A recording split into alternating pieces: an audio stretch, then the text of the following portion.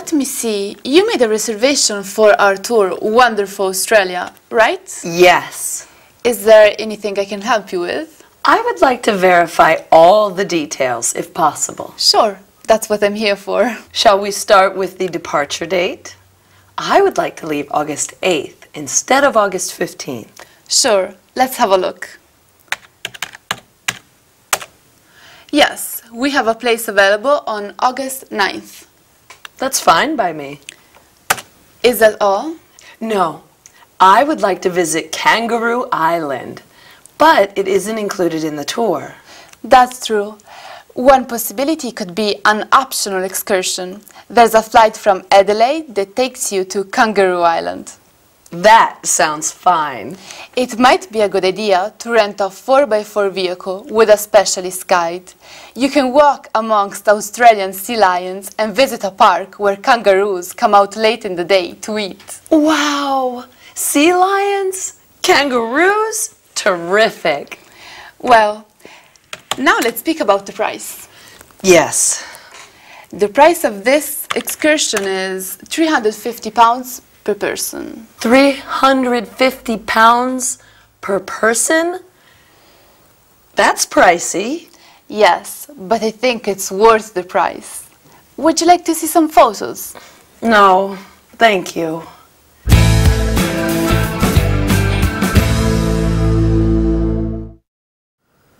Hi, I am really glad to see you today. It will be a very pleasant workout as we are going to talk about traveling to faraway places. Today we are going to learn how to start a conversation, make and accept suggestions, reach an agreement, change topic. Emily has made a reservation for a tour of Australia, but wants to discuss some aspects before departure. She says, I would like to verify all the details.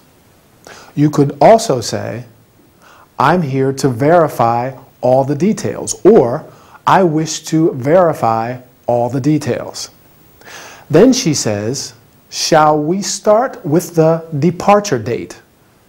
You can also say, let's start with the departure date, or I'd like to discuss the departure date. The travel agent tries to reach an agreement.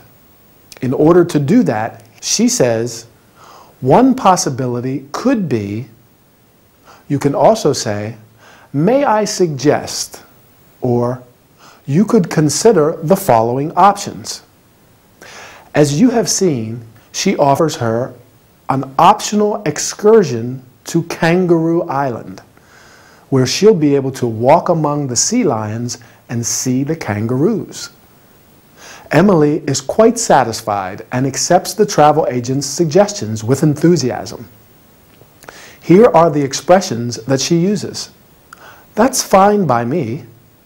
That sounds fine. Terrific.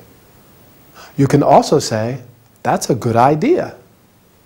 Finally, the travel agent changes topic and says, well, now let's speak about, can you remember what? The price, right. You can also say, let's turn to, and let's talk about. I am sorry, but I have to tell you that the session is over. Bye, and see you soon for our next workout.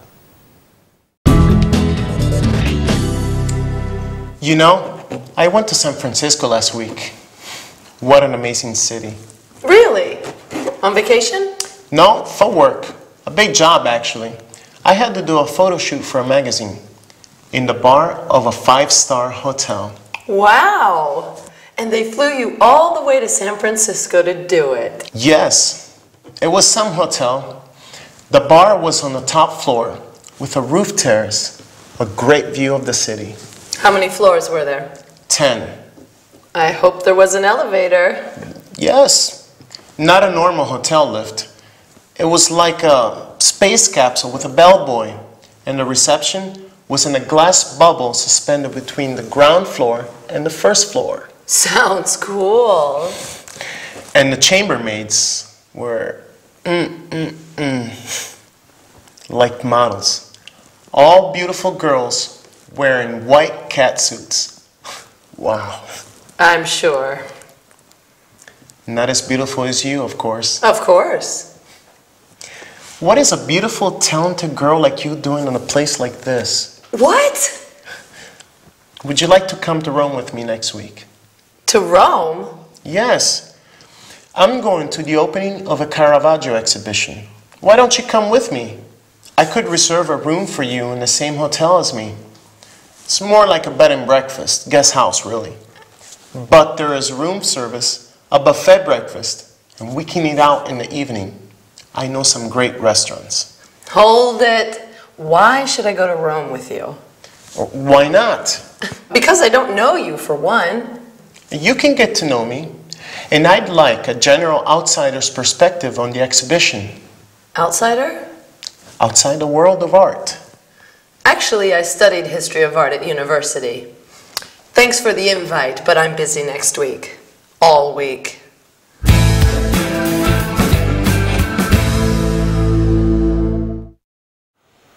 Hello again and welcome back. I don't think Archie got the reaction he expected from Emily. She was a little offended by his invitation, or invite, as she calls it. But let's get started with our training session. How does he invite her? Remember? Would you like to come to Rome with me next week? Why don't you come with me? He probably thought he was charming her with all the details about the hotel and the trip, but she turns him down. Now, as I want to talk about hotel and accommodation related terms, I'm going to use Archie's descriptions of the 5-star hotel in San Francisco and the bed and breakfast in Rome to help me. I have to admit, the 5-star hotel does sound interesting. Do you remember what it was like? The reception was in a glass bubble suspended between the ground floor and the first floor. What do we call the person who works at the reception? The British term is hotel receptionist, and in the US it's hotel clerk. The person at the door of 5-star hotels is traditionally called the doorman, but door person is more politically correct. In the UK, they say the hall porter. Going back to the hotel in San Francisco, the lift or elevator was like a space capsule with a bellboy. The bellboy is the person who carries the guests' luggage and takes them up in the lift. Oh yes, lift is the British term, by the way, and elevator is the American term. Who else does Archie talk about? The chambermaids, apparently all very beautiful girls. A chambermaid cleans and takes care of the bedrooms in a hotel. Usually, in 5-star hotels, there's also room service and laundry service. Now, the B&B in Rome, where Archie is staying, is probably not as luxurious, but there is room service and a buffet breakfast. As the name suggests, bed and breakfast, the price of the room includes breakfast. We also call this kind of accommodation a guest house. If a hotel has a restaurant, you can often stay there half board or full board. That's when you eat all your meals in the hotel restaurant. I usually like to explore and eat out when I travel, don't you? Or stay in self-catering accommodation. Self-catering means it has a kitchen area where you can cook your own meals and save a bit of money. Eating out all the time is expensive. Well, that's all we have time for, so I'll say goodbye. See you again soon.